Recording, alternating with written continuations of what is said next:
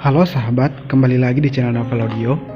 Jadi di video kali ini saya akan kembali melanjutkan cerita Suami Mudaku episode 45. Lukas memandangi langit dari teras kamarnya.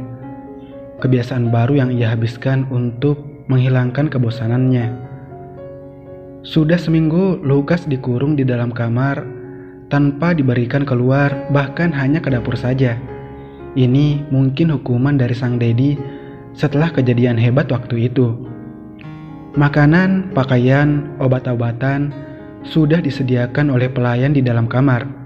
Namun barang-barang elektronik seperti ponsel, laptop, dan TV dilarang untuk digunakan oleh Lukas, sehingga menambah kesepian yang Lukas rasakan. Luka di tubuh Lukas sudah tampak mulai membaik, meskipun masih terasa sakit. Dan selama seminggu pula, Lukas tidak melihat wajah sang Dedi, Tiara, dan Cindy. Bahkan, suara Tiara saja tidak pernah terdengar lagi, seperti hilang ditelan bumi. Lukas bertanya pada para pelayan, tapi para pelayan tampak bungkam jika Lukas menanyakan Tiara dan Dedinya. Akhirnya, Lukas memilih diam. Namun sejujurnya, Lukas curiga Dedinya melakukan sesuatu kepada Tiara. Namun jika benar, Lukas hanya bisa berdoa sang adik tetap baik-baik saja. Lukas kembali menghela nafas lelah. Kesepian dirasakan saat ini benar-benar membunuhnya. Lukas merindukan Bella. Sedikit senyuman memberi lengkungan bibir tipis Lukas ketika mengingat Bella. Namun kembali lagi bibir Lukas membentuk garis lurus melihat hubungan dan Bella sudah hancur. Bahkan dia belum memulai sebuah hubungan, tapi sudah dihancurkan sebelum memulai. Miris memang. Tapi bukan berarti Lukas menyerah begitu saja. Ia bertekad jika sang Dedi membebaskan dirinya, maka Lukas akan langsung pergi ke apartemen Bella untuk memeluknya dan mengusir rasa rindu yang sudah mendalam ini. Pintu kamar terbuka. Lukas mengalihkan netranya ke arah pintu. Tampak seorang bodyguard masuk ke dalam kamarnya. Sang bodyguard menatap Lukas yang juga menatapnya. "Sir, Tuan menyuruh Anda untuk bersekolah besok," ucap sang bodyguard. Raut wajah Lukas berubah sedikit lebih hidup dari sebelumnya. Dengan cepat Lukas menjawab. "Yah," ucap Lukas. "Saya permisi, Sir." Sang bodyguard keluar dari kamar Lukas. Lukas berbalik kembali menatap langit dengan sedikit senyum tipis yang menghiasi wajah tampannya. Akhirnya doanya terkabul kali ini. Pukul 7.15 pagi. Lukas duduk di bangku belakang mobil. Hari ini dia resmi terjemput oleh sopir dan tidak diperbolehkan membawa mobil sendiri. Sang Dedi tampaknya tak main-main untuk tak memberikan kebebasan lagi kepada Lukas. Tapi bukan Lukas namanya jika ia mau menurut begitu saja. Di dalam otak, Lukas tampak berpikir jalan mana yang ia ambil untuk kabur nantinya. "Sir, kita sudah sampai," ucap sang supir. "Apa kau menungguku hingga pulang?" tanya Lukas. "Tidak, Sir, aku akan pulang ke rumah setelah ini, lalu menjemputmu nanti jam 1 siang, ucap sang supir. Lukas mengangguk. Sudut bibirnya terangkat sedikit, lalu Lukas keluar dari mobil. Semua pasang mata menatap Lukas. Sejujurnya, Lukas sudah biasa akan hal ini, tapi mengapa semakin lama semakin banyak yang menatapnya? Ia lupa, seminggu lalu pertunangannya sudah disebar, dan bisa dipastikan seluruh negeri tahu mengenai dirinya. Lukas benci perhatian yang berlebihan ini. Hal ini membuatnya tak nyaman untuk bergerak kemanapun. Lukas berjalan lebih cepat menuju kelasnya. Tak peduli mengenai gosip pertunangannya dan Kate yang sibuk dibicarakan di lorong sekolah oleh para siswa. Untunglah kelasnya sudah tampak. Lukas segera masuk ke dalam kelas. Suasana mendadak hening karena kedatangan Lukas. Lukas tak peduli dan terus membawa tubuhnya untuk duduk di bangku paling belakang, pojok dekat jendela. Semua pasang mata masih menatap Lukas, namun Lukas tampak acuh dan lebih memilih menatap jendela. Tak beberapa lama, temannya kembali menjadi aktivitasnya kembali. Bel sekolah berbunyi sebagai tanda waktu mulainya pelajaran. Teman-teman Lukas tampak duduk di kursi masing-masing. Sang guru masuk, diikuti Roy, Ken, dan Green, serta Cat mengekor di belakang. Lukas menatap datar 4 manusia itu, tak berniat berkomentar apapun. Roy dan Green tampak duduk bersama di samping mejanya, sedangkan Ken tampak duduk di depannya, dengan satu bangku dan satu meja, sama seperti Lukas. Mereka tak berniat menggabungkan mejanya menjadi satu kembali. Begitu juga persahabatan mereka saat ini. Di depan sana, guru sudah mulai menjelaskan. Lukas langsung menatap sang guru untuk fokus ke pelajaran yang paling disukainya, yaitu matematika. Setelah menyelami dunia matematika selama 2 jam, para siswa langsung bernafas lega mendengar bel istirahat berbunyi. Semua temannya tampak sibuk berhamburan keluar kelas.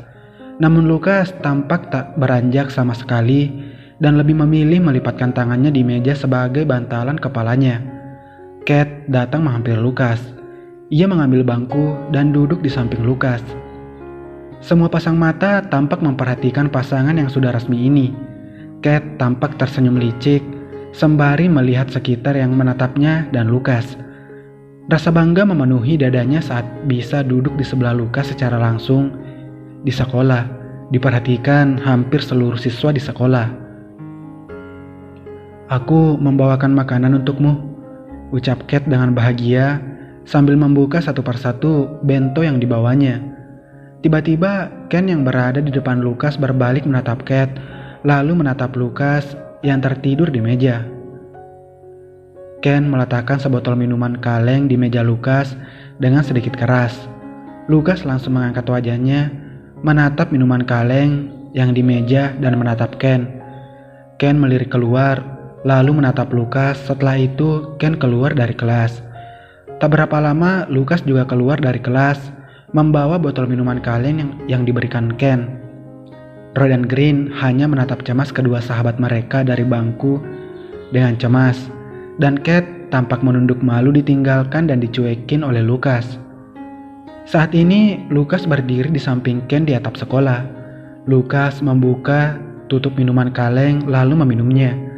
Ken melirik Lukas sekilas lalu kembali menatap ke depan. "Kenapa kau memukulnya?" tanya Ken membuka suara. Lukas awalnya bingung, lalu sedetik kemudian ia ingat sesuatu. "Ah, Sin, si pecundang," ucap Lukas dalam hati. "Kau menyuruhku datang ke sini untuk bertanya itu? Bukan dirimu sekali mengurusi hidup seseorang?" Lukas terkekeh. "Yah, memang itu tujuanku membawamu datang ke sini. Dan dia bukan orang lain, dia saudaraku," ucap Ken berusaha tenang. "Kau mau membuatku terharu?" Lukas mendengus geli. "Iblis sepertimu tidak punya perasaan malaikat. Harusnya kau sadar itu," ucap Ken tajam sambil menatap dingin Lukas. "Yah, iblis seperti diriku inilah yang dulu selalu kau ikuti. Bukankah sama saja kau juga bagian diriku?" Lukas menyeringnya senang. "Cih, harusnya dari awal aku sadar tak mengikutimu." Pandangan diputus. Ken kembali melihat ke depan. Ya, dan kau akhirnya sadar. Di akhir sama saja bullshit." Lukas kembali meneguk minuman di tangannya. "Jangan memancingku, Lukas. Aku tahu bibirmu masih belum siap menerima pukulan lagi." Ken mendesis ngeri menatap Lukas, namun Lukas hanya mendengus. "Jika kau lupa, aku yang mengajarkanmu hal itu. Mungkin saat ini aku bisa memberimu sedikit hadiah karena keberanianmu waktu itu." "Ah, pas sekali. Ini di tempat yang sama." Lukas tersenyum manis menatap Ken. "Jangan main-main, Lukas." Tangan Ken sudah mengepal erat. "Aku sudah cukup dewasa untuk tidak bermain lagi." Lukas tersenyum mengejek. "Kuperingatkan." Ya, aku tidak akan mengurusi kakak tercintamu. Yang aku ingin adalah mengambil apa yang menjadi milikku. Thanks minumannya." Lukas berbalik ingin berjalan pergi. Namun tanpa disangka, Ken menendang Lukas dari belakang hingga Lukas tersungkur ke depan. Lukas kaget dan langsung membalikkan badannya. Dan tanpa disangka, Ken langsung menduduki Lukas dan memukul Lukas dengan menggebu-gebu. Lukas mencoba melindungi wajahnya dengan kedua tangannya. Ken semakin brutal memukul wajah Lukas. Tak mau hilang akal, Lukas mencoba bangkit dan membuat tangan Ken sedikit lengah. Melihat Ken lengah, Lukas langsung memegang tangan Ken dan menjedutkan kepalanya ke kepala Ken. Ken sontak merasakan pusing sesaat. Lukas langsung memberikan balasan dengan memukul pipi Ken hingga keadaan berbalik. Ken di bawah dan Lukas menduduki Ken. Lukas menatap Ken yang tampak mencoba melindungi wajahnya. Namun Lukas tidak berniat memukul Ken dan langsung bangkit tanpa memberikan balas dendam. Ken bingung melihat Lukas yang malah berjalan pergi menuju pintu dengan mengusap bibirnya yang berdarah hebat akibat kembali sobek dan bengkak di pipi akibat pukulan Ken. Ken mengepalkan tangannya. Ia benar-benar muak dengan sikap Lukas yang meremehkan kemampuannya. Ken bangkit dan langsung mengunci leher Lukas dari belakang menggunakan tangannya. Lukas kaget dan merasakan sesak seketika saluran nafasnya dicekik dengan kuat. Lukas langsung menyikut perut Ken dengan kuat. Ken melepaskan kuncian di leher Lukas. Ken menyeringai senang melihat Lukas yang tampak terbatuk-batuk menepuk dadanya. Senang melihat wajah sekaratmu tadi. Ken tertawa miring. Lukas berdiri tegak, menatap Ken dengan dingin lalu tersenyum lebar hingga menampakkan gigi taringnya. Ken langsung membatu ketika melihat senyuman mengerikan Lukas. Baiklah, kita serius sekarang, ucap Lukas berjalan mendekati Ken.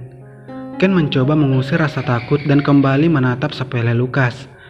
Ketika jarak mereka tinggal 1 meter, Lukas berbalik membuat Ken bingung dan tanpa disangka, Lukas memberikan tendangan di area perut Ken. Ken terpelanting hingga ke dinding pembatas atap. Belum sempat bernafas, Lukas memberikan pukulan di wajah Ken, sama seperti Ken lakukan pada Lukas tadi. Ken tampak mulai berdarah di area hidung dan bibirnya. Tak mau kalah begitu saja, Ken meraba area sekitarnya dan menemukan batang kayu. Langsung saja Ken memukul Lukas dengan batang kayu yang ia dapatkan. Lukas bangkit dan merasakan pusing di area kepalanya. Lukas meraba kepalanya. Untung saja tidak ada darah. Artinya kepalanya masih baik-baik saja. Kau brengsek, teriak Ken mengusap hidungnya yang berdarah. Yah, itu nama tengahku sekarang. Lukas terkekeh tanpa merasa tersinggung. Sial, mati saja kau. Ken berlari ke arah Lukas melanjutkan serangan dengan mencoba memukul wajah Lukas. Namun Lukas membaca gerakan Ken dengan sigap. Lukas menarik tangan Ken dan memutarnya ke belakang. Ken berteriak sakit, merasakan tangannya seperti ingin dipatahkan. Lukas terkekeh di belakang tubuh Ken. Kau salah jika bermain dengan seorang iblis, Lukas berbisik ngeri. Karena bagaimanapun, iblis tak akan berhenti sampai lawannya mati kesakitan, ucap Lukas meniup telinga Ken. Lukas kembali menarik tangan Ken. Ken berteriak kesakitan. Lukas melepaskan tangan Ken dan Ken langsung jatuh duduk. Lukas mendengus melihat kesakitan Ken.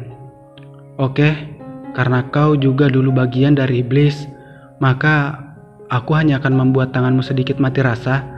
Mungkin beberapa hari ini kau harus dirawat di kamar yang sama seperti kakak kesayanganmu itu. Lukas tersenyum manis menatap Ken. Diam, teriak Ken. Oke, aku pergi. Lukas membalikkan badannya, lalu melambai pelan, lalu menutup pintu atap meninggalkan Ken sendirian. Ketika menuruni tangga, Lukas mengetikkan sesuatu di ponselnya, lalu mengirim sesuatu kepada Green. Lalu dia berlalu pergi menuju gerbang sekolah. Lukas tampak mengamati keadaan sekitar. Para bodyguard ayahnya tidak tampak di area sekolah. Lukas mengelus dadanya mencoba mensyukuri nikmat kaburnya dipermudah kali ini. Lukas berjalan melewati gerbang tanpa ada penjaga. Semuanya berjalan mulus tanpa ada halangan, bahkan sampai ketika Lukas di depan pintu apartemen Bella. Lukas menekan password, namun terus berbunyi bahwa password salah. Lukas terus memaksa. Pintu samping apartemen Bella terbuka. Wanita tua itu keluar dari pintu menatap Lukas. "Maaf, apartemen ini sudah kosong. Seminggu yang lalu pemiliknya sudah pindah," ucap sang wanita. Lukas terdiam lalu menatap pintu apartemen Bella. "Oh, terima kasih," ucap Lukas. Wanita itu mengangguk dan masuk ke dalam apartemennya. Lukas mengacak rambutnya frustasi. Sia-sia sudah ia melakukan hal ini. Jika apartemen Bella sudah kosong, lalu di mana Bella saat ini? Ah, Kristal. Lukas langsung berlari meninggalkan apartemen Bella dan berjalan ke arah stasiun kereta dengan sedikit berlari. Namun tiba di belokan jalan, Lukas hampir saja ditabrak sebuah mobil. Untung saja sang mobil berhenti dengan tepat di depan Lukas tanpa menyentuh Lukas sedikit pun. "Maaf," ucap Lukas lalu melanjutkan jalannya kembali. Pengemudi mobil menurunkan kaca jendela mobil lalu berteriak kencang. "Lukas!" Lukas langsung berbalik. Muka datar. "Jadi kau cabut dari sekolah?" tanya Winter. "Yah," balas Lukas santai. Winter melajukan mobilnya dengan pelan sembari melirik wajah Lukas yang tampak babak belur. "Kau berkelahi?" tanya Winter. Lukas mengangkat bahunya. "Aku hanya sedikit reuni bergulat dengan sahabat kecilku," ucap Lukas. Winter mengangguk dan tak ambil pusing. "Di mana Tiara?" tanya Winter. "Bukankah dia bersekolah hari ini?" Lukas mengurutkan dahinya menatap Winter dari samping. "Tiara sudah seminggu tidak masuk ke sekolah dan aku berencana ke rumahmu ingin melihatnya." "Apa? Kau bercanda?" teriak Lukas heboh. "Apa wajahku terlihat lucu?" tanya Winter datar menatap Lukas sebentar lalu menatap jalanan kembali. "Tidak, lalu di mana Tiara?" tanya Lukas. "Bukankah harusnya itu pertanyaanku?" Winter mendengus. "Aku juga tidak tahu di mana adikku saat ini," ucap Lukas sedih sambil menyandarkan kepalanya ke bangku mobil dan menutup matanya. "Kuharap dia baik-baik saja," Lukas berucap pelan, namun didengar oleh Winter. "Bisakah kau mengantarku ke suatu tempat?" tanya Lukas. "Tunjukkan jalannya." Pukul 12 siang apartemen Kristal. Akhirnya Lukas telah sampai di depan pintu apartemen Kristal. Ia bersyukur bertemu dengan Winter karena mempermudah perjalanannya.